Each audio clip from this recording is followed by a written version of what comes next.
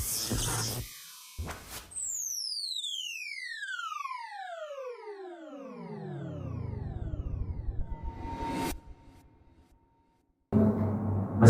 jajaran Masjid Darussalam yang saya hormati Bapak-bapak jamaah pada sholat subuh Masjid Darussalam. Izin memperkenalkan diri, nama saya Deden Miharja, sarjana kesehatan masyarakat, dan di samping saya sudah berada Ibu Nur Khalifah, sarjana kesehatan masyarakat. Kami berdua ini dari tim kesehatan Yayasan Binaan Kanker Nusantara, di mana kantor pusat kita ada di Jakarta Timur, dan kami berdua ini adalah salah satu perwakilan cabangnya Provinsi Banten yang ada di Karawaci, Kota Tangerang. Bahwasanya Yayasan YBK ini kita ada program. Yang pertama adalah membantu pemerintah untuk menurunkan angka cakupan kanker di Indonesia. Salah satunya adalah dengan memberikan edukasi penyuluhan terkait yang namanya promotif dan preventif terhadap penyakit kanker. Yang kedua, kita ada program bakti sosial kepada masyarakat penyintas kanker yang tidak mampu. Jadi kalau misalkan di lingkungan tetangga, sanak keluarga, mungkin khususnya wilayah kabupaten, ya di sini kan PJ-nya Kabupaten Tangerang, kita silakan boleh laporkan aja ke kami. Insya Allah nanti kami survei dulu ke lapangan untuk, mohon maaf, untuk yang namanya SOP bakti sosial tadi. Nanti kita ada surveinya. Nah, program kita terakhir adalah bagaimana cara kita mencegah penyakitnya, ya. Karena fungsi dari kita penyuluhan tadi adalah bagaimana cara kita menghindarkan penyakitnya, ya. Tapi terlebih itu kita harus kenali dulu yang namanya penyakitnya dulu. Jadi Bapak Ibu, mohon maaf ya saya kebiasaan Bapak Ibunya juga ya. Bapak-bapak, ini ya surat rekomendasi kita dokter kita ada nggak dokternya? Dokter kita ada pembimbing pemateri kita saat ini. Beliau di Rumah Sakit Kanker Darmais, tugasnya Dr. Bob Adinata, subspesialis bedah onkologi konsultan. Beliau menjabat sebagai kepala deteksi dini kanker yang ada di RSKD tersebut. Ya, adapun yang saya sampaikan ini sudah ada arahan dari beliau, mungkin ada penambahan dari saya juga. Ya, ini Bapak ya, jadi kita ngebahas kanker dulu. Penyakit kanker itu ya, ngomong-ngomong nih, saya tadi udah dengar kantong kering gitu. Ini biarkan antum aja nih ya. Ini di mana-mana penyuluhan pasti jawabnya kantong kering dulu simpelnya. Kenapa? Karena mohon maaf, sebenarnya itu mungkin bisa dibetulkan guyonan beserta kehidupan. Jadi ketika orang yang sudah terkena kanker, memang pengobatannya relatif sangat mahal, ya, walaupun di kamar BPJS, tapi kan kita butuh yang namanya transport biasanya. Itu salah satu guyonan tersebut bisa disinggung ke situ. Tetapi yang harus kita ketahui, penyakit kanker itu adalah penyakit di mana sel normal di dalam tubuh kita ada yang tidak abnormal. Nah, terkadang kita pikirnya benjolan sama kanker sama kan?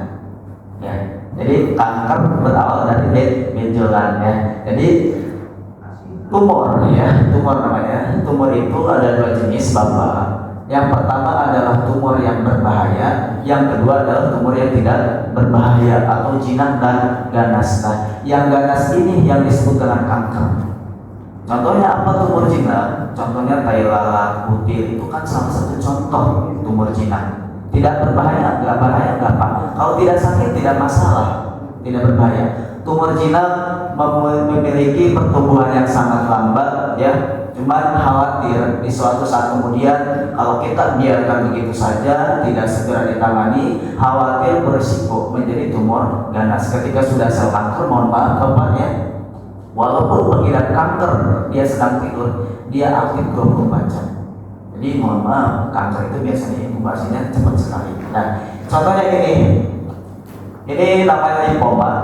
Dia jaringan lunak empuk ya. Ketika kita ini tumor jinak, kita bisa bilang ini tumor jinak karena yang bisa menentukan dia ganas atau tidak diambil sampel ya. Ini lipoma. Sakit gak? Tidak sakit. Tapi kalau kadang sakit gimana? Kalau kadang sakit itu ada mengalami penekanan pembuluh darah kita, jadi tidak beresiko. Kecuali mohon maaf dia berubah menjadi mengeras, sakit lebih dari seminggu sakit terus. Nah itu yang harus kita periksakan.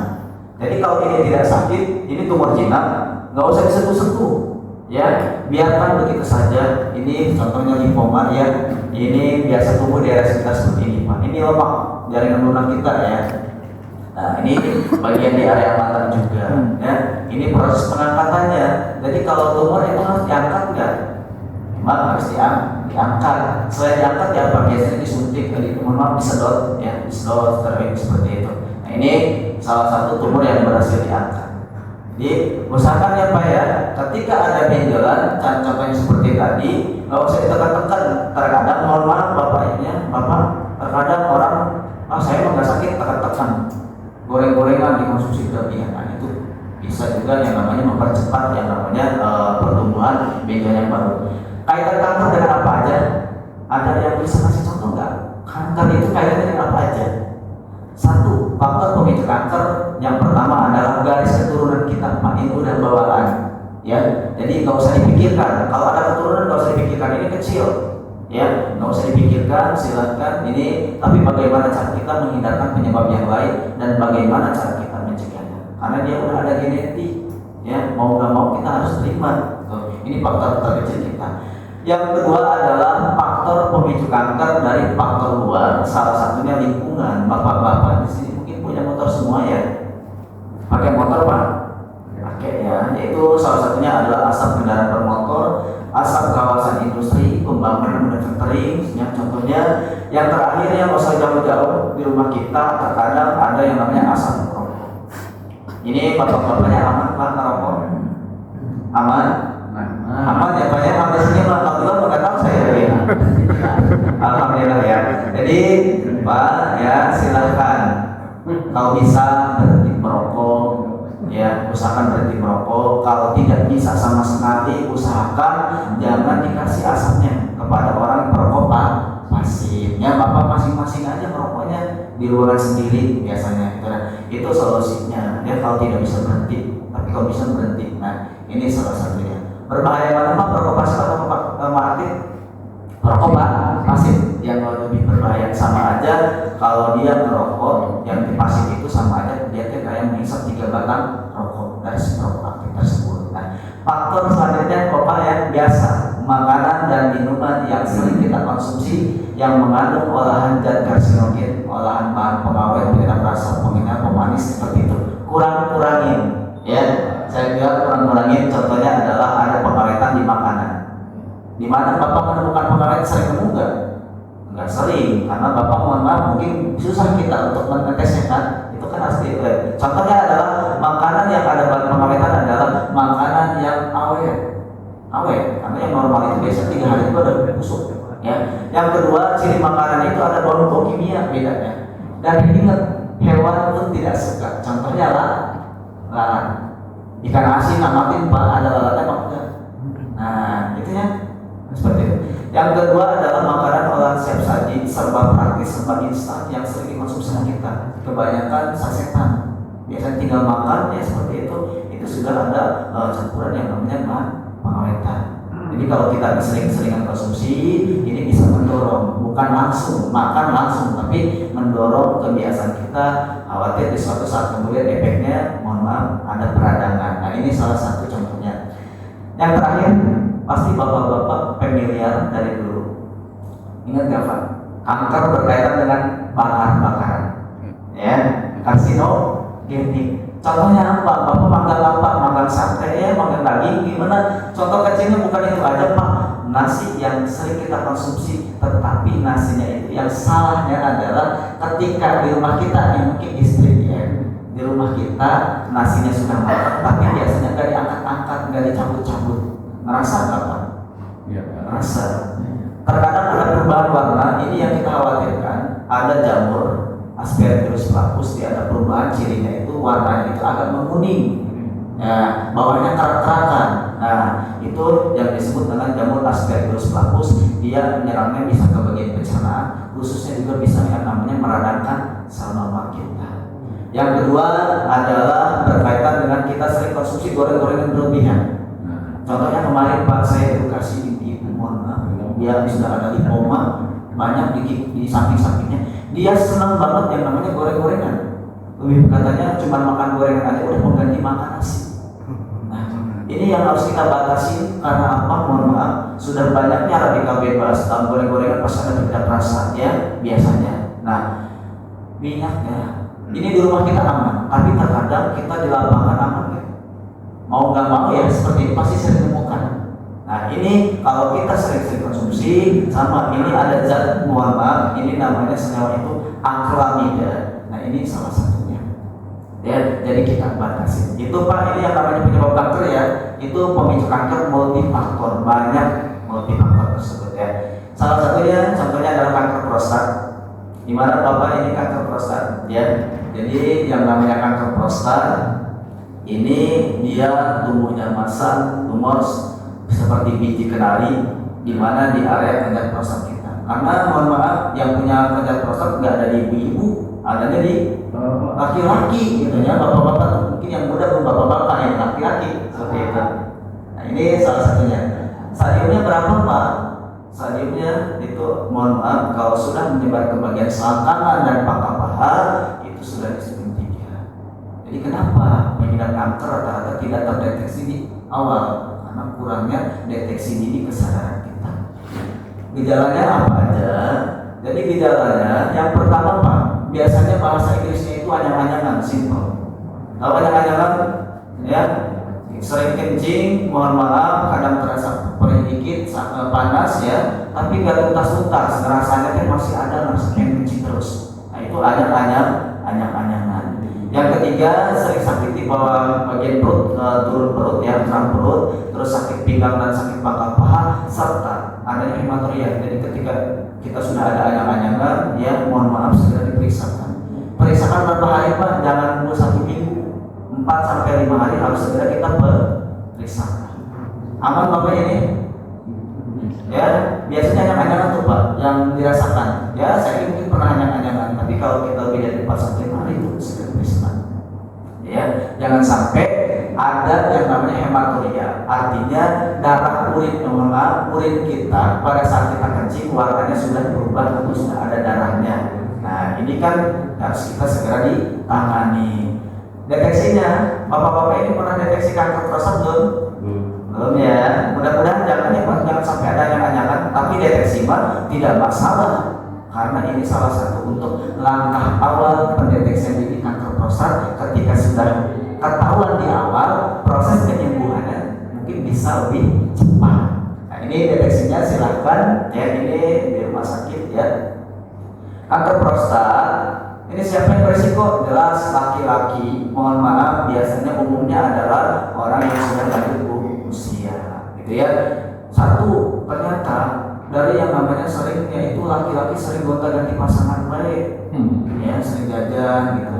Yang kedua, pria yang suka minum alkohol, perokok aktif, ya mohon maaf, alkohol mah mungkin kita tidak konsumsi, karena dilarang. Tapi kalau rokok mah ada aja kita konsumsi.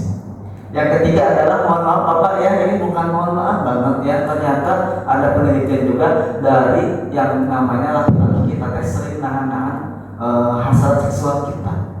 Artinya seorang laki-laki hasratnya tidak tersalurkan tuntas. Jadi Bapak Ibu, ternyata dalam penelitian kalau kita ejakulasi ternyata dapat mengeluarkan senyawa peradangan.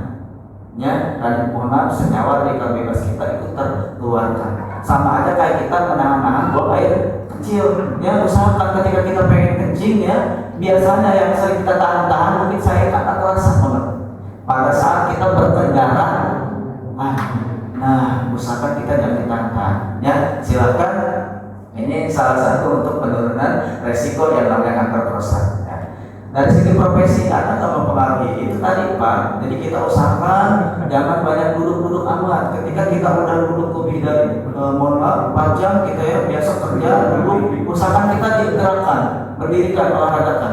Nah ini khawatir mohon maaf ada pembubalan nantinya.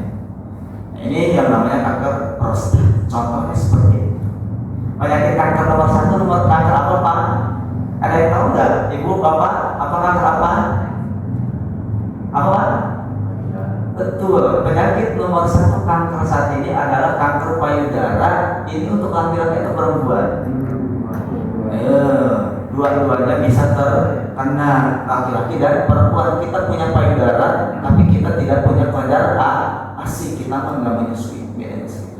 Ya, emang umumnya kanker payudara itu kasus terbanyaknya itu kaum perempuan. Nah ini laki-laki juga sama, kita punya risiko. Yang pertama adalah ini kanker payudara itu, mohon maaf banget yang namanya jenis kanker stadium 1, 2, 3, 4 itu kalau sudah stadium 3 dan 4 dia sudah metastasis, bukan di payudara aja. Artinya apa? Dia bisa menyebarkan dari organ inti ke organ lain. Contohnya mohon maaf Pak, ya, stadium akhir sudah menyerang ke bagian paru, ke bagian tulang, ke bagian otak. Nah itu yang namanya kanker. Jadi bukan satu doang, bukan titik di satu, tapi bisa menyebar ke yang lain. Nah ini kalau perempuan, ini yang berisiko tingginya. Yang pertama adalah mohon maaf ya, istri bapak ya, usahakan ketika melahirkan, usahakan disusukan, ASI-nya dikeluarkan. Jangan sampai tidak dikeluarkan, nanti khawatir akan mengalami yang namanya pengerasan, pembengkakan dan penyumbatan di ASI ini membentuk pang. Nah, yang kedua adalah usahakan ketika ibu yang menyusuinya simetris, kiri dan kanan dua-duanya dikeluarkan. Yang ketiga obesitas atau kegemukan, ini orang yang berisiko tingginya. Tapi kalau laki-laki gimana? Apakah kita nggak menyusui, ya kan? Laki-laki bisa terkena kanker payudara jika kita sudah ada faktor genetik di atas kita, ya. Yang kedua adalah mohon maaf perokok aktif, ya, mohon maaf alkohol yang sering dikonsumsi. Yang ketiga adalah makanan dan minuman yang mengandung olahan zat karsinogen serba praktis tadi. Dan bapak-bapak pasti suka sebelah, suka kan Pak ya? Contohnya ya kita sering batasin aja makan tersebut. Olahan penyerap rasa tidak dibatasin gitu ya. Nah salah satunya itu ya. Jadi ini gejala dini dari kanker payudara, Pak. Ada yang tahu nggak gejalanya apa aja? Ujung-ujung kanker aja ya.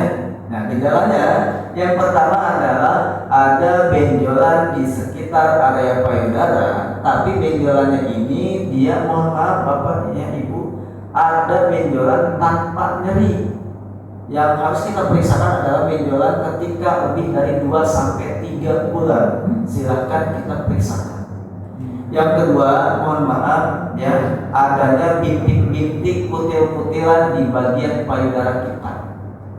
Contohnya apa? Mohon maaf, biasanya saya gambarnya tampilkan, kan ini kita mungkin tidak ditampilkan ya. Ya, mungkin saya contohkan bentuk payudara. Gejalanya, bagian putingnya dia mendalam, bukan menonjol tapi mendalam. Di area dekat puting itu ada bintik-bintik kutil-kutilan di sekitar area puting. Warnanya dia mengalami perubahan beruang-beruang kemerahan. Nah itu, mohon maaf, payudara juga mengalami pembengkakan dan pengerasan terasa sakit. Biasanya bentuk kulit payudara juga Pak, mohon maaf, mengalami perubahan seperti kulit jeruk. Tahu kulit jeruk? Agak kasar, ya, agak keropong-keropong sedikit. Nah itu seperti itu. Jadi putingnya nanti mengeluarkan cairan, ya, cairan di dalam puting. Nah itu nanti keluar. Itu yang namanya gejala indikasi dini awal kanker payudara. Nah ini yang ketiga rasa gatal. Jadi ketika gatal payudara jelas yang namanya kanker biasanya mohon maaf Pak, baik itu prostat, baik itu payudara, ya, ataupun di serviks, ya, ibu-ibu biasanya mohon maaf itu ada iritasi di sekitar area inti tadi payudara ataupun di area rahim. Nah ini yang namanya mohon maaf nih Bapak, ini contoh dari yang namanya laki-laki kanker payudara. Kalau perempuan kita sudah hafal. Nah ini contohnya seperti ini ya. Ada kasusnya laki-laki terkena kanker payudara seperti itu. Nah ini cara deteksinya penting banget ya Bapak Ibu. Cara deteksi ini kanker payudara apa sih langkah awalnya? Langkah awalnya adalah pemeriksaan skema sadari. Periksa payudara sendiri, hanya bapak sendiri atau ibu sendiri yang periksakan. Enggak boleh dibantu dua-duanya membantu coba periksakan, enggak. Jadi yang bisa menentukan hanya diri sendiri. Langkahnya seperti apa? Caranya adalah seperti ini Pak. Diangkatkan kedua tangannya, tapi kalau usah pakai baju ya setengah telanjang di depan cermin, kalau bisa Pak. Diangkatkan kedua tangannya. Ini skema sadari seperti ini Pak. Ini langkah awal yang harus kita terapkan. Lipatkan tangan kita ke telinga seperti ini. Karena apa ibu bapak? Karena kita seperti ini. Kan payudara angkat enggak? Ngangkat apa enggak? Tangan yang satu kita pegang seperti ini. Nah ini kan sudah bentuknya seperti ini. Langsung seperti ini pak. Nah putarkan searah jarum jam 3 kali putaran. Putarannya amati, jangan putar-putar sendiri, tapi amatin agak tekan dikit. Anak enggak begitu lah. Yang kedua, silahkan pijit bagian putingnya bapak ibu. Ya, putingnya dipijit, khawatir mengeluarkan cairan. Yang ketiga, silahkan periksakan yang namanya ketiak kita, ketiak leher. Karena apa? Khawatir secara tidak sadar kalau kita jarang meriksa, takutnya ada yang namanya kelenjar getah bening. Kelenjar getah bening kan di sini. Terus di mana lagi pak? Ada kelenjar getah bening? Nah, di leher ya yang biasanya. Nah, silahkan periksakan. Selangkangan ada nggak kelenjar getah bening? Ada, karena itu pak. Ya, ketika sel kanker sudah bertemu dengan kelenjar getah bening, biasanya pembawanya itu metastasis di situ. Jadi itu yang namanya breast cancer. Yang kedua adalah pemeriksaan momotes. Jadi mohon maaf ya, ini ada pemeriksaan momotes ataupun USG, silahkan. Ini pemeriksaan lebih lanjut untuk yang namanya pemeriksaan payudara nanti. Ini pakai alat, ini di rumah sakit ya. Nama alatnya momotes. Mohon maaf saya mungkin tidak menyediakan. Nah ini contohnya. Contoh kanker payudara yang sudah diangkat tapi nyatanya masih bisa tumbuh kembali, itu bibit sel kanker. Jadi jangan salah, saya mau udah diangkat operasi, saya mau udah aman, udah bersih. Kita harus bisa menekankan yang namanya preventif pencegahan. Karena apa? Orang yang berisiko tinggi adalah orang yang sudah terkena atau orang yang sudah pernah kanker. Itu ya Pak ya, yang namanya jenis penyakit kanker. Bagaimana ini pencegahannya? Bisa. Udah pernah pencegahan kanker belum? Bapak udah pernah tuh? Belum ya? Ya mudah-mudahan Bapak sesibuk apapun kita ya, usahakan kita harus bisa yang namanya warning atau harus bisa yang namanya pencegahan tumor dan kanker. Nah ini Pak, mohon maaf izin menampilkan salah satu kegiatan YBKN ya. Ini kita kegiatan ya di instansi ataupun kita di masyarakat langsung. Karena apa? Saya bilang tadi, karena mudah-mudahan dengan adanya edukasi masyarakat bisa sadar kesadaran kita yang namanya mohon maaf penyakit tumor dan kanker, sehingga ketika kita edukasi kita bisa menerapkan kesadaran untuk yang namanya deteksi langkah awal. Nah ini akun media sosial kita dan ini yang namanya kelenjar getah bening ya. Seperti ini. Nah Bapak Ibu ya, kita ditekankan bagaimana sih cara kita mencegah tumor dan kanker. Ada nggak? Ada, banyak solusinya. Solusi pencegahan kanker banyak Pak.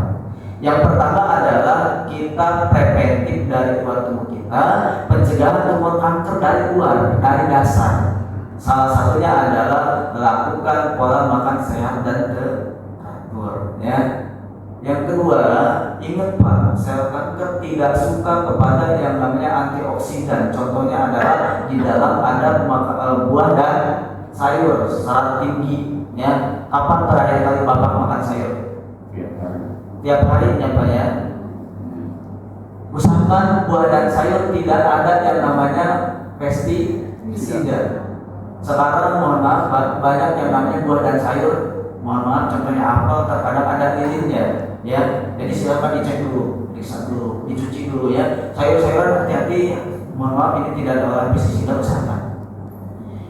Anda tahu nggak buah dan sayur apa?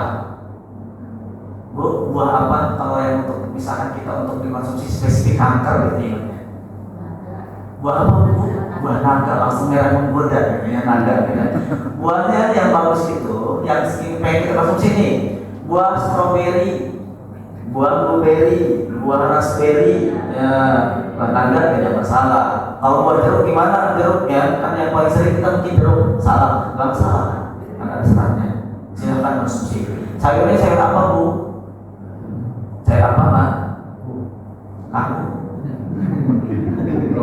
Brokoli betul. Sayurnya sayur brokoli. Silakan. Kalau yang lebih paten lebih bagus gimana sayur apa? Cobalah sering-sering konsumsi yang namanya daun kelor, sayur, ya kan?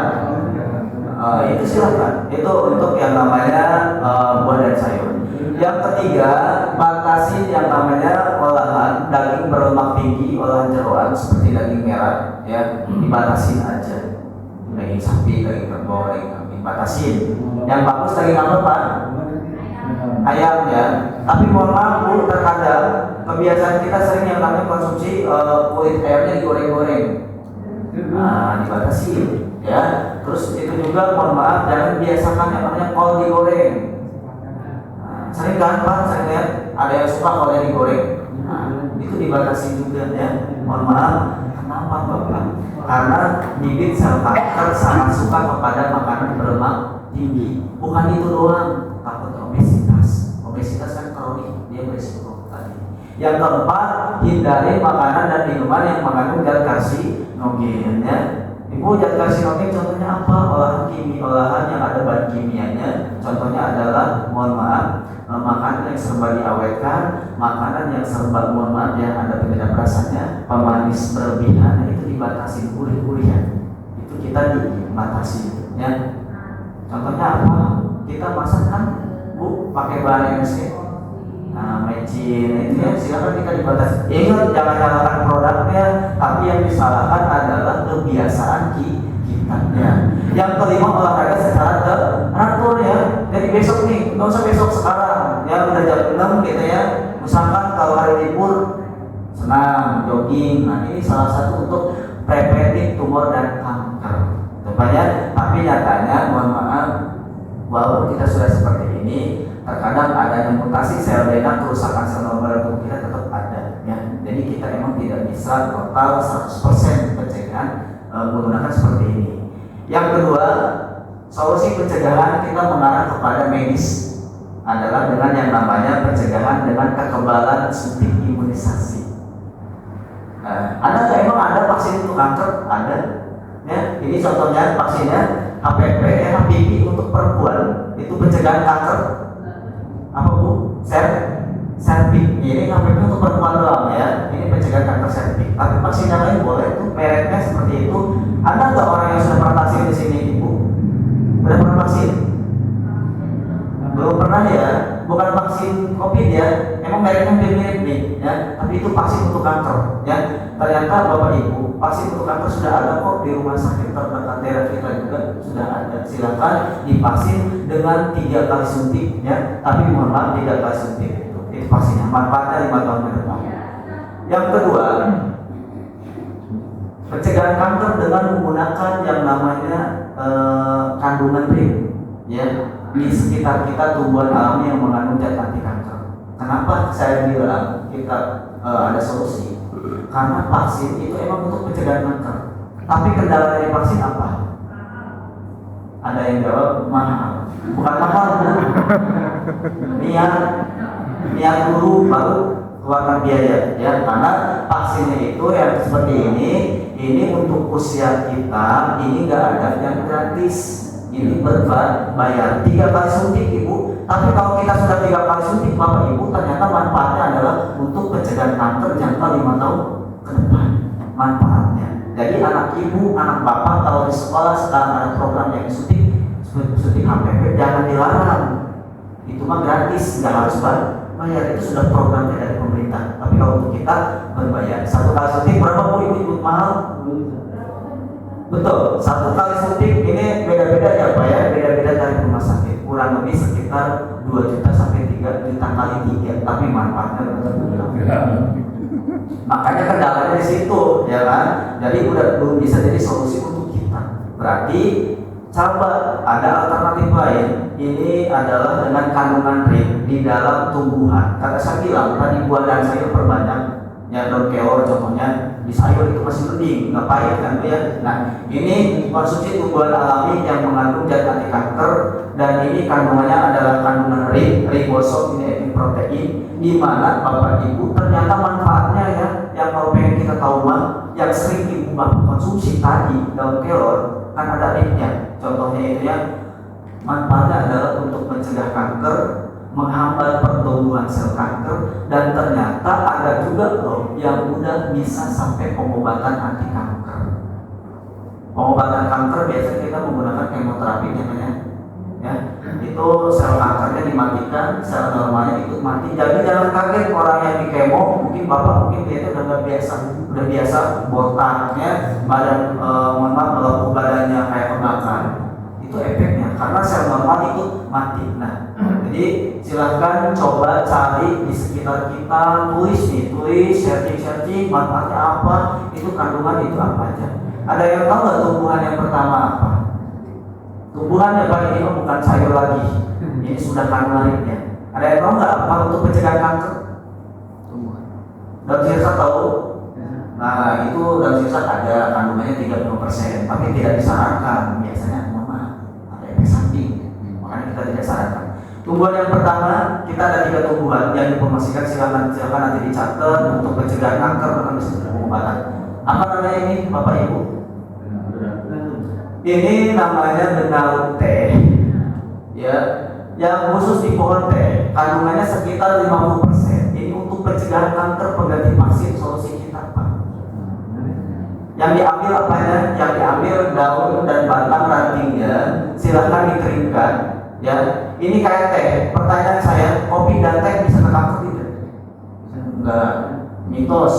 Ya, usahakan kalau kopi teh gulanya aja jangan banyak-banyak. Ya, itu mitos. Jadi ini benalu teh. Benalu teh ini untuk mencegah kanker.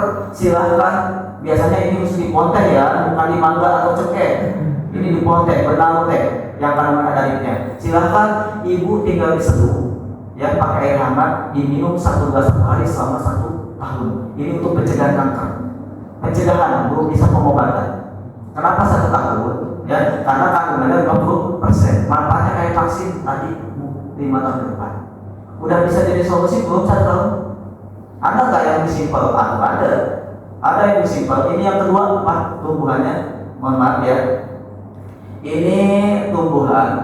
Dia ada 27 jenis keladi. Namanya keladi apa ini? Ada yang tahu nggak? Ini sudah bisa dijadikan pengobatan kanker. Tapi ini banyak racunnya. Ini namanya keladi tikus. Tahu keladi tikus? Nah, keladi tikus ini, mohon maaf ya. Ini dia cirinya itu bisa dilihat ada yang namanya bunga ekor kayak tikus, warnanya ungu biasanya. Itu keladi tikus, dia sejenis dengan talas-talasan. Ya, caranya seperti apa? Ada yang tahu nggak cara mengolahnya? Cara mengolahnya, silakan sediakan perasan air kunyit, karena ini banyak racunnya, jadi harus kita netralkan kunyit. Dan silakan dimasukkan ya, iris tipis-tipis, masukkan ke dalam kunyit, kita rendam sekitar 24 jam ya. Setelah direndam baru dijemur ya, tapi dijemurnya jangan disuruh diangin-anginkan sekitar 1 minggu kering. Silahkan ibu ditumbuk aja ya, bukan diseduh ini mah, tapi ditumbuk dulu. Ini keladi tikus, ini 70% Bapak Ibu. Cara minumnya adalah silakan ambil 1 sendok teh, dilarutkan dengan 1 gelas air hangat, diminum 1 gelas 1 hari selama 6 bulan. 6 bulan pencegahan kanker untuk jangka 5 tahun ke depan. Kalau pengobatan kanker gimana nih Pak ya? Silahkan informasikan Bapak, mudah-mudahan bisa membantu informasikan kepada pengidap kanker nih. Silahkan coba pakai tumbuhan berupa yang namanya keladi tikus ya. Tapi kalau benalu teh, daun sirsak jangan ya. Nanti kalau daun sirsak dikasih pengidap kanker, oh yuk dianya nggak kuat. Iya, lemas karena penderita darah rendah tidak dianjurkan. Kalau pengobatan kanker silakan minum 3 kali pagi 12, siang 12, dan malam 12. Ini mohon maaf, ini sudah diteliti, ini sampai stadium 2. Ya, ini silakan 6 bulan untuk pencegahan kanker, manfaatnya sama kayak vaksin. Tumbuhan yang ketiga, ada nggak tumbuhan yang ketiga? Pertanyaan saya, ibu bapak pernah nggak minum? Pasti pernah, tapi nggak tahu namanya. Mohon maaf. Nah, apa ini namanya? Cikur. Ini namanya adalah Curcuma xeroalia rhizoma. Dia tumbuhan yang hidupnya liar, biasanya di daerah yang sejuk-sejuk, dingin lembab. Ini namanya temu putih. Ini kandungannya berapa? Kandungannya 95%, yang diteliti salah satu oleh ahli pakar Profesor Dr. Hembing Wijaya Kusuma almarhum. Ternyata ada tumbuhan yang sudah kandungan ritnya sebesar 90% di dalam temu putih, yang dimana bahasa kita terkadang ada beda-beda bahasa. Kalau bahasa Sundanya namanya koneng tegal. Di dalam penelitian, kandungan kemih putih yang sudah 95% yang sudah bisa kita gunakan adalah cirinya umurnya sampai 2 tahun. Jadi seperti ini kita budidayakan dulu Bapak Ibu ya. Ini di lapangan contohnya. Silakan dibudidayakan sampai cirinya apa? Umur 2 tahun seperti apa cirinya? Yang umurnya gede-gede. Yang kedua adalah ternyata nanti mengeluarkan yang namanya ada putih bunga kotak warna ungu, warna merah. Itu temu putih yang sudah bisa kita gunakan. Ya, itu yang sudah diteliti. Mungkin saya izin berdiri ya, Bapak izin menjelaskan. Temu putih yang kita gunakan bukan daun dan batangnya, tapi yang kita gunakan kayak biasa kalau kita minum apa? Kunyit gitu ya. Yang kita gunakan ada ininya, umbinya, tapi yang diambil hanya adalah rimpangnya, bulan dan tengah. Ciri temu putih beda sama temulawak, beda sama kunyit putih, beda sama temu kucing, beda sama kunyit, itu berbeda. Ini untuk pencegahan dan pengobatan kanker. Silakan iris tipis-tipis Bapak Ibu ya, iris tipis-tipis. Setelah itu silakan diangin-anginkan di suhu ruang sekitar 1 minggu. Setelah kering silakan ditumbuk aja. Kalau blender gimana nih? Boleh aja ya. Silakan ditumbuk seperti bubuk kopi. Silakan diwadahi ke toples tutup rapat-rapat. Yang diwadahi ke toples tutup rapat-rapat. Silakan kita konsumsi. Untuk pencegahan kanker silakan dikonsumsi. Ambil 1 sendok teh, dilakukan dengan 1 gelas air hangat, diminum 1 gelas per hari selama 3 bulan. Usahakan tanpa putus, usahakan ya. Itu manfaatnya gimana kalau udah 3 bulan kita konsumsi? Apakah untuk mengobati atau bagaimana? Manfaatnya adalah untuk pencegahan kanker jangka 5 tahun ini pengganti vaksin. Tapi manfaatnya bukan kanker doang kan? Betul, temu putih bukan untuk kanker doang. Banyak kandungannya. Temu putih bisa dijadikan pengobatan anti kanker. Artinya ini sudah bisa dijadikan pengobatan alternatif pengobatan kanker. Tumor miom dan kista sejenisnya. Ini sudah bisa dijadikan pengobatan tumor miom dan kista. Silakan. Dosisnya berapa? 3 kali 2. 2 gelas pagi, 2 gelas siang, dan 2 gelas malam. Rutin, usahakan rutin. Itu untuk pengobatan kanker. Ya. Ternyata Bapak Ibu, temu putih juga dia ternyata manfaatnya banyak. Ini bisa membantu pengobatan yang lain. Salah satunya adalah mengobati asam urat, diabetes, kronis, nyeri lambung, masalah head, keputihan, sariawan, asma, kolesterol, darah tinggi, sinusitis, silakan. Miom ya, miom itu pengobatan kanker tadi. Silakan minum 3 kali 1, pagi 1 gelas, siang 1 gelas, malam 1 gelas, semuanya setelah makan. Usahakan tidak perut kosong. Boleh dibarengi obat medis. Ini bagus sekali. Gimana Bapak Ibu? Ya, ada pertanyaan terkait temu putih atau pengen silakan kita buka diskusi itu, buka diskusi untuk sharing. Silakan Bapak, ada pertanyaan? Baik, silakan.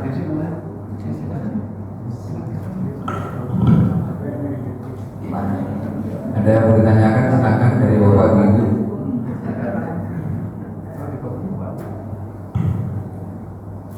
Silakan, ada pertanyaan Bapak Ibu terkait mohon maaf kita diskusi aja ya kalau saja terkait penyakit kanker ataupun dengan pencegahan.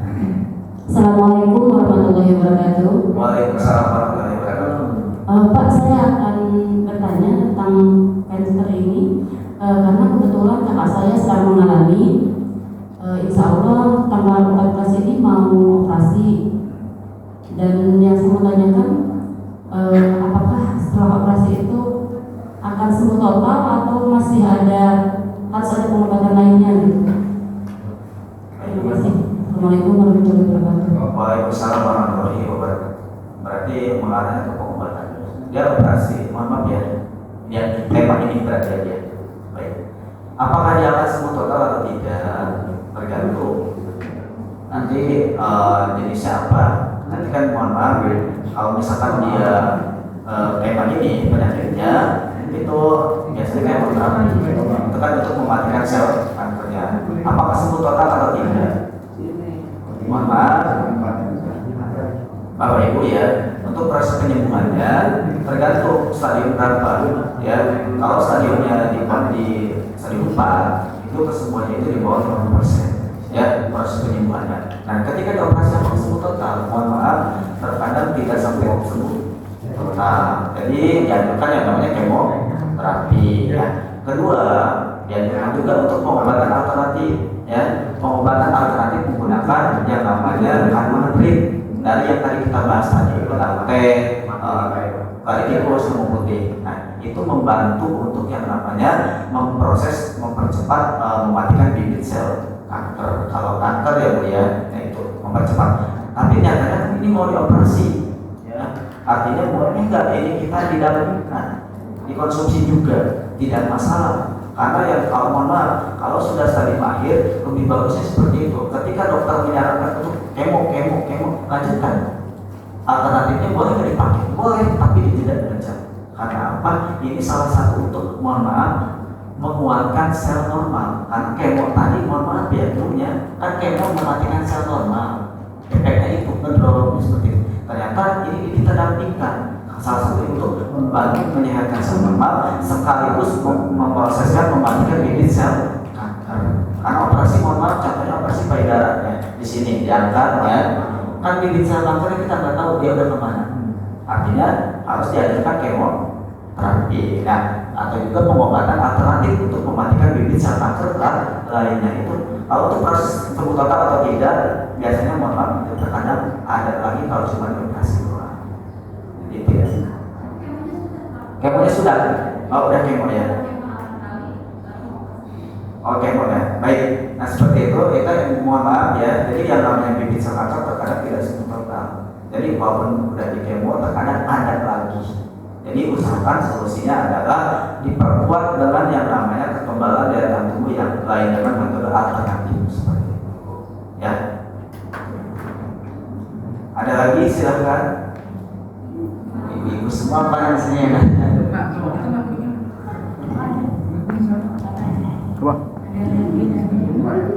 Baik, terima kasih. Assalamualaikum warahmatullahi wabarakatuh. Waalaikumsalam warahmatullahi wabarakatuh. Mohon izin untuk bertanya Pak terkait dengan dosis pada RIP tadi Pak. RIP tadi. Ya, jadi kalau misalnya kan tadi ada 3 ya Pak. Nah mungkin kalau saat ini kan namanya kanker ini nggak mengenal usia ya Pak. Betul. Barangkali ada saran dari Bapak terkait dengan dosis penggunaan. Mungkin dari usia berapa, ini dan misalkan untuk yang di bawah 10 tahun atau yang remaja atau yang kita sudah dewasa seperti ini Pak. Terus kemudian apakah memungkinkan bahwa RIP ini nanti ada syarat ketika minumnya, misalkan tidak boleh perut kosong atau ada efek samping lainnya? Demikian, terima kasih Pak. Untuk konsumsi mungkin saya dikhususkan temu putih ya Pak ya, karena kandungannya yang sudah tinggi ya, yang sudah 90% dan paling sering digunakan sama masyarakat. Rata-rata sebelum saya edukasi sudah pada tahu terkadang ada kok ternyata kurkuman namanya biasanya. Nah, untuk dosis, inikah apakah semua usia? Temu putih satu ini boleh semua usia, tapi kalau untuk anak-anak di bawah umur 5 tahun tidak dianjurkan. Ya, anak umur 5 tahun walaupun dia ada contohnya ada panjat vitamin ya, mohon maaf itu tidak dianjurkan dulu ya Bu ya, tidak boleh dikasih. Yang kedua dosisnya untuk temu putih yang aman itu kandungannya aman ya, dosisnya untuk usia 500 sampai 3000 mg atau mg biasanya. Ya, artinya dosis aman itu 6 sendok teh kecil pakai 1 gelas air hangat ya. Untuk usia berapa? Kalau udah usia 12 tahun ke atas, itu dosisnya boleh kayak tadi temu putih. Kalau untuk pencegahan 1 sendok teh pakai 1 gelas air hangat diminum 3 bulan, 1 kali 1 3 bulan. Kalau pengobatan kanker usia bebas usia ya dari 12 tahun ke atas, silahkan minumnya itu adalah 3 kali 2 pagi, 2 siang dan 2 malam. Kalau untuk pengobatan penyakit antiinflamasi peradangan itu minumnya adalah 3 kali 1 kayak biasa aja, tapi pengobatan usahakan coba 3 bulan continue. Nah, untuk dosis yang penting temu putih tidak boleh dikonsumsi sama orang khusus nih. 1, ibu hamil tidak boleh konsumsi dulu. Ya, yang kedua ketika kita ASI eksklusif tidak disarankan. MPASI juga mohon maaf minumnya 1 aja, 1 gelas ya. Ketiga, orang yang sudah penyakit jantung tapi dia sudah ada pasang ring, tanam ring, ya pakai ring, itu tidak disarankan dulu ya. Jadi itu yang dosis aman untuk kita konsumsi untuk usia. Gak masalah walaupun saya udah menopause, umur saya udah 50 tahun ke atas, apakah saya minum harus 3 kali 1? Tidak masalah ya, karena temu putih tidak ada efek samping, hanya ada reaksi. Ya, reaksinya apa ya? Keringat dingin, perut segar, begar ya. Mohon maaf, ada mencret, itu nggak apa-apa, itu mendetok ya. Ingat minumnya kayak gimana? Apakah kita harus makan apa gimana? Berkosong kan bagus untuk lambung nih. Kan yang kita ketahui lambung itu kalau pengobatan nggak boleh makan dulu ya sebelum makan. Kalau pakai tepung putih, usahakan yang namanya tadi dari benar teh, dari tikus, usahakan semuanya setelah makan. Jangan sampai perut kita keadaan kosong gitu ya. Itu mungkin jawaban dari dosis. Serta tadi satu lagi, yang kedua apa? Yang kedua pertanyaannya. Oh sudah terjawab gitu ya. Jadi seperti itu ya Pak ya. Yang namanya kandung marit itu segala jenis usia bisa, tapi kalau anak-anak di bawah 5 tahun tidak disarankan dulu. Silahkan. Ada rekomendasi Kak untuk mengenai temu putih kan sekarang banyak di ekstrak ya, yang sudah dijual sasetan itu, mungkin dari yayasan ini ada yang merek ini. Nah itu yang maksudnya yang lebih ringnya lebih tinggi gitu loh, atau bagaimana? Karena takutnya banyak yang Bapak bilang tadi kan ada bahan pengawet yang apa.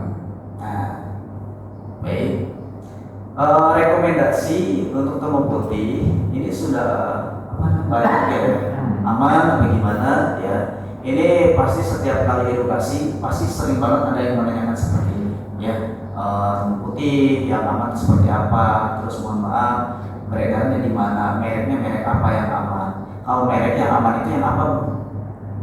Yang aman itu tetap jelas harus ada badan POM, itu kan penting banget ya, sudah teruji, terus udah ada jurnal-jurnalnya, itu kan yang sudah diuji ya. Yang kedua, izin-izinnya, izin halal, dokternya siapa, penanggulannya siapa, nah itu sudah aman.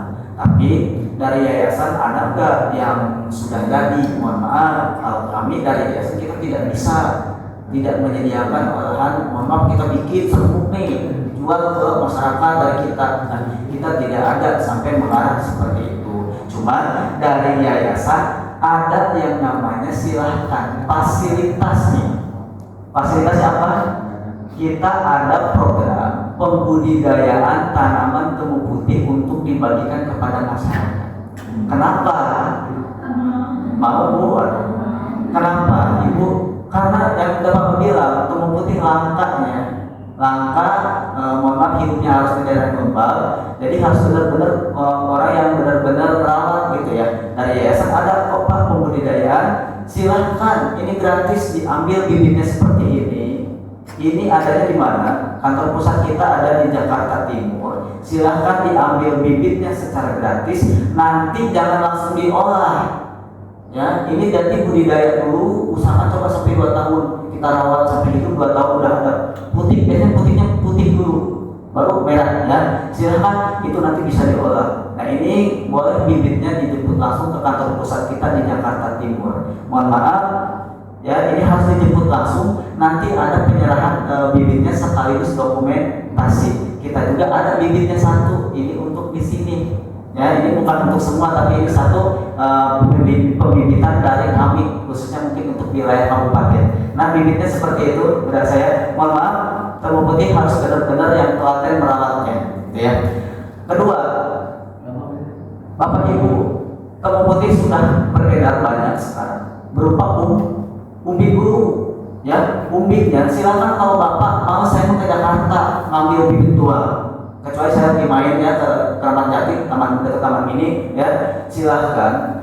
Sekarang di online sudah banyak, tapi itu untuk dibudidaya aja, jangan diminum karena kita nggak tahu dia sudah 2 tahun atau belum, sudah berbunga atau orangnya belum. Silahkan, kalau untuk pembudidayaan bibitnya sudah banyak di online. Bibit bukan seperti ini, tapi umbitnya. Yang kedua, bagaimana pertanyaan kalau misalkan butuh yang udah kita minum, artinya sudah mengidap, sudah pengen pencegahan karena menunggu lama. Sekarang temu putih di tukang jamu sudah ada. Tukang jamu suka mengolah kok Bu ya temu putih, tapi tanyakan dulu, kewajiban kita menanyakan, Pak, Tante, Ibu, mohon maaf, ini sudah seenggaknya umurnya berapa tahun, 2 tahun atau belum, dicampur atau enggak, ini temu putih atau temu lawak, kan harus tanya itu. Karena apa? Khawatir kita konsumsi ternyata umurnya masih muda, belum ada kandungan 95%. Karena kalau belum 95%, mohon maaf Pak, dia susah. Tuh. Yang ketiga, sekarang beredar pasti yang lebih aman. Kenapa saya bilang lebih aman? Mohon maaf Bapak Ibu, kalau kita konsumsi jamu-jamu berlebihan, khawatir mengendapkan. Makanya tadi yang punya, kalau kita kalau temu putih, endapnya jangan diminum, ampasnya. Nah, ampasnya jangan diminum, ya jangan diminum sama kita. Nah, makanya sekarang banyak kok yang beredar di tinggal minum, dipraktiskan. Kenapa? Biar lebih aman. Tapi yang benar itu harus ada badan POM, harus ada dokter apotekernya, sebenarnya apoteker. Yang ketiga izin halalnya. Cangkangnya terbuat dari apa? Kandungannya apa? Ingat Pak, saya uji pemahaman Bapak-Bapak Ibu. Temu putih, nama bahasa Latinnya apa? Namanya nggak akan temu putih. Kalau di, mohon maaf ya, yang beredar di kapsul, bukan temu putih namanya. Ada yang tahu nggak namanya apa? Apa Pak? Curcuma sedoaria rhizoma. Itu kandungan temu putih asli. Artinya apa? Tidak ada campuran. Nah, kalau dari yayasan kita tidak ada Pak sampai pengolahan seperti itu. Silakan diambil bibitnya, tapi dirasa-rasa karena mungkin edukasi kita kasih solusi, tapi belum bisa menjadi solusi lagi karena harus ngolah, harus mencari. Artinya mungkin masyarakat pasti larinya kebanyakan sekarang ke online karena di pasar online sudah beredar banyak banget sekarang olahan jamu putih. Tapi kita tidak menyarankan karena kalau kita membeli barang seperti itu di online, khususnya untuk kesehatan tubuh kita itu agak berisiko. Makanya harus benar-benar yang namanya izin halal, ada badan POM, ada dokternya. Karena nanti kan konsultasinya ke siapa? Kan kita harus butuh pendampingan.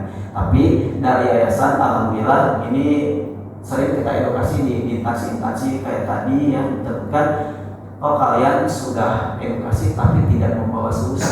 Artinya kami selaku tim kesehatan kita bilang ke pimpinan kita untuk mencarikan solusi masyarakat, karena masyarakat sekarang tahu temu putih manfaatnya banyak tapi mohon maaf bingung membelinya. Artinya di pasar online mungkin kita tidak maaf ya tidak menyarankan, tapi dari yayasan hanya mencarikan solusi informasi. Kata Bapak bilang mereknya apa atau apa, banyak Pak merek mah ya Pak ya, tapi yang sudah aman mungkin sudah teruji di badan POM ini ada kok Pak.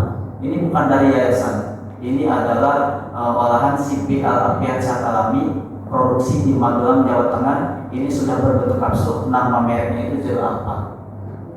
Ini dari CP-nya tidak beredar secara online, jadi tidak diedarkan secara online karena apa? Khawatir ada penipuan. Jadi ini yang asli Pak. Kalau di online, mohon maaf, ini tidak ada di online. Isinya berapa? 90 per botolnya. Kenapa 90? Karena ini sudah ditakar dengan dosis per bijinya itu 500 mg. Artinya kayak tadi 500 mg ya. Boleh dipotong Pak? Silakan. Ini kita informasikan ini yang sudah aman karena apa? Ini bentuknya seperti ini. Ya ini tidak ada jualan Ibu. Bapak bentuknya seperti ini.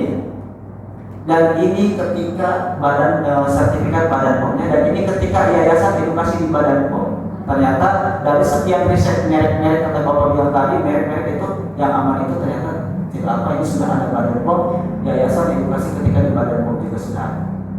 Ya, jadi ini yang sudah aman, ya silakan tadi dipoto. Ini izin halalnya, ini dokternya sudah ada, dokternya maaf ini apotekernya ya, dokter sudah ada itu di CPA Alami. Kalau dokter kita kan dokter yayasan pembimbing beda lagi ya ini mah. Nah ini dosisnya, ini Bapak yang aman itu dosisnya yang dipakai.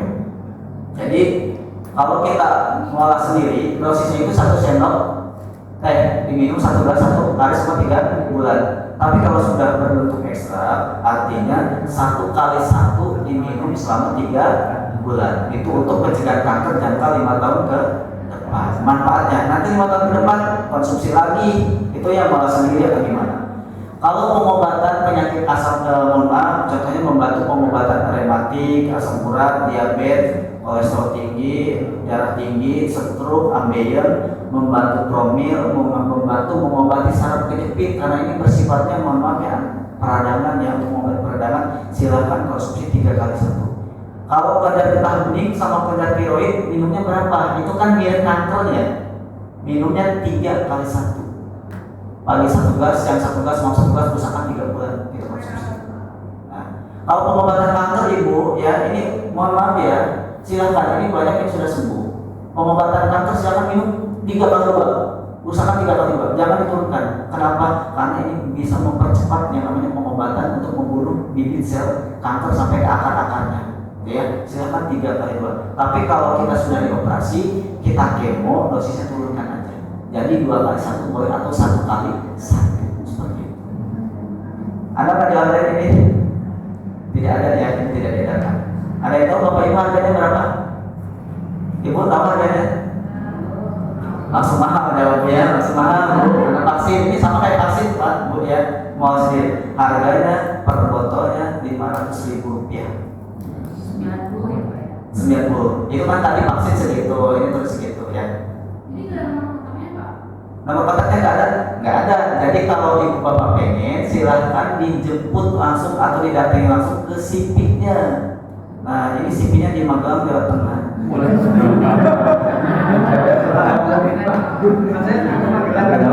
Oh, bapak saya Magelang. Ini di Magelang ya. Jadi foto dulu aja. Nanti kalau punya saudara punya di sana nitip aja. Tapi mohon maaf, harganya tetap Rp500.000 karena sering saya edukasi ketika disebut ada yang sampai datang ke Magelang. Harganya Rp500.000 per botol. Jelas siapa ya? Tidak dipotong. Ini tidak ada gambar ya. Bayangkan, mohon maaf ini tidak diedarkan. Jadi harus datang langsung dari sini-nya. Tadi program DPN apa Pak? Peduli penyintas kanker tidak mampu. Jadi boleh saya tambahkan. Tapi dari yayasan kita bisa bantu Pak. Ini kepada pengidap kanker yang tidak mampu, ini gratis. Ini gratis dari yayasan. Tapi mohon maaf, kita hanya bisa membantu untuk menurunkan angka cakupan kanker. Bahwasanya masyarakat saat ini selalu kendalanya emang biaya vaksin. Yang kedua, ngolahnya juga mungkin kendala di waktu.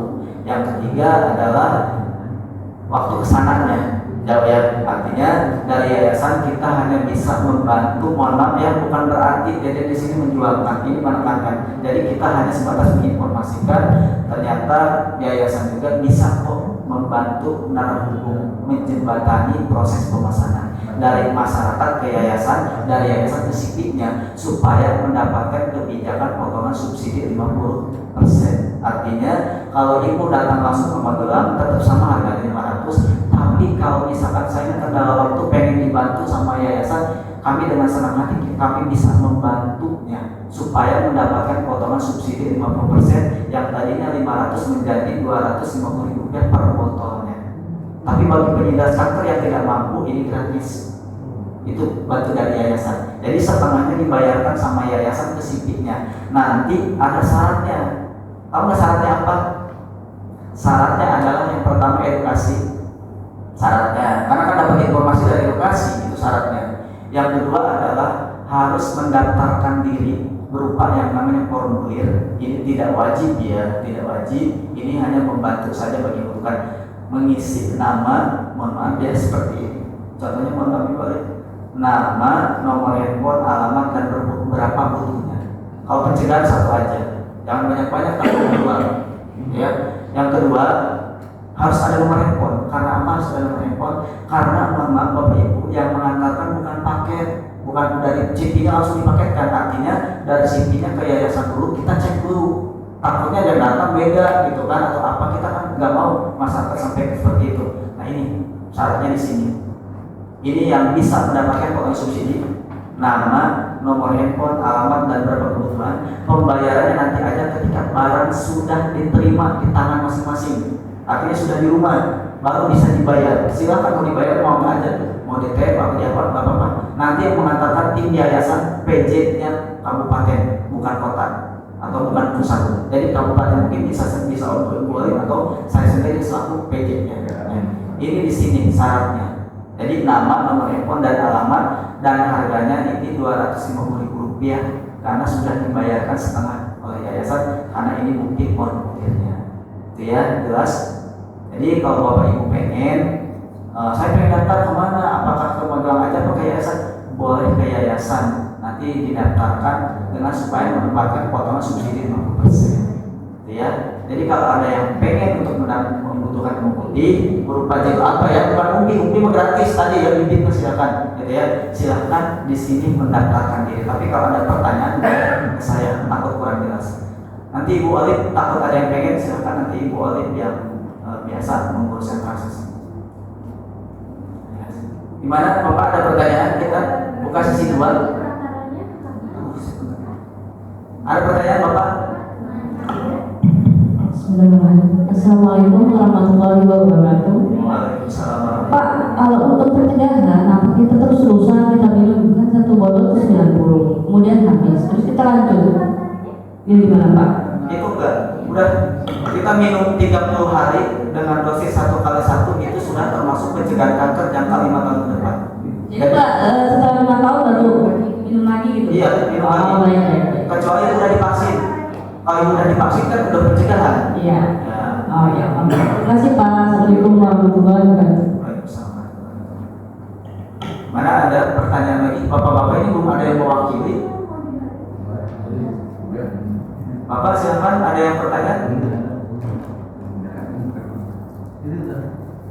Ada pertanyaan Bapak sebelum kita tutup? Nanti bibitnya kita foto dulu. Ini silakan bibitnya dirawat. Ini bibit temu putih ya. Jadi yang sedang bibitnya kan belinya tetap di online kita belinya. Tapi kalau pengen lebih pasti ini memang di yayasan. Karena kita cek dulu, dipotek dulu bibit temu putih. Karena pernah yang datang itu bukan temu putih, tapi temulawak, kadang ada cahayanya, bahkan ada yang temu kunci. Tuh makanya kalau pengen bibitnya ini secara gratis Pak, boleh. Ayo pengen ada pertanyaan di bapak-bapak terus satu gitu. Silakan, ada pertanyaan Bapak? Bapak ada pertanyaan Kak? Ini nggak ada yang nanya masalah tadi prostat, biasanya bapak-bapak di situ tuh nanyanya. Jadi ya Pak ya, saya tekankan silakan pencegahan, usahakan kita pencegahan sama deteksi ini ya. Ini semua kanker enggak? Semua kanker paru-paru sama ya. Jadi kalau kanker paru-paru saya tidak disinggung. Kalau kanker paru-paru silakan ketika kita sudah batuk lebih dari 2-3 bulan tapi kita sudah diobati tapi nggak kunjung ada perubahan, itu yang harus kita periksakan, deteksi dini kanker paru-paru. Biasanya mengi sama batuk berdahak, keluar merah, ya darah, suara kita serak itu silakan. Ya, ya, jadi kalau pengen bibitnya diambil bibitnya langsung ke kantor pusat kita di Jakarta Timur secara gratis. Di kabupaten mah kita hanya sebatas seperti ini Pak ya. Boleh ke kabupaten atau WA aja paling ya ini kan. Baik ya, mungkin kalau tidak ada pertanyaan lagi kita ada apa Pak? Pak, untuk kaitan sama prostat tadi itu istilahnya untuk indikasi gejala awalnya itu kira-kira seperti apa itu? Indikasinya kanker prostat ya, stadium 1 itu terkadang nggak ada gejala Pak, dia hanya sebatas nempel saja, tumor nempel gitu ya. Itu indikasi stadium indikasi gejala awalnya biasanya itu anyang-anyang apa yang sudah gejala awalnya, anyang-anyangan jinjirikeun ya, ada anyang-anyangan kita pengen kencing terus tapi nggak tuntas-tuntas itu kan, itu biasa gejala awalnya. Tapi kalau sudah ada kencing tapi warnanya sudah merah mengurin, itu sudah lebih parah. Jadi gejalanya anyang-anyangan, terus ngerasa sering sakit pinggang dan ini nih kram perut, yang sering banget itu gejala awal seperti itu gejala kanker prostat. Tapi terkadang memang gejala awal tidak terdeteksi dulu, biasanya stadium 3, nah itu mulai terdeteksi. Kalau ISK gimana? Infeksi saluran kemih, kan itu miripnya ya. Kita sering kencing, anyang-anyangan itu ISK itu beda ya, dia bukan kanker, tapi syaratnya coba perbaiki dengan olahraga aja dulu. Olahraga selain berobat, olahraganya apa? Senam, cardio. Nah itu olahraga untuk ISK. Itu untuk penguatan otot di sini, otot panggul supaya tidak geser. Itu senam cardio. Oke Pak ya, Mas, cukup ya.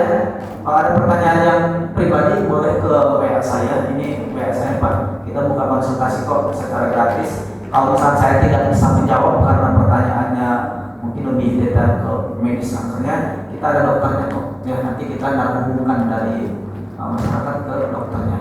Dokter kita dari MS. Baik ya, yang namanya manusia pasti ada kesalahan dalam segi penyampaian materi. Mudah-mudahan ini ada manfaatnya ya, mudah-mudahan kita bisa mencegah kanker. Silakan metode mana aja, mau vaksin, mau makan sehat, itu harus kita lakukan. Baik, kurang lebihnya mohon maaf dari kami. Wabillahi taufiq wal hidayah. Wassalamualaikum warahmatullahi wabarakatuh. Waalaikumsalam warahmatullahi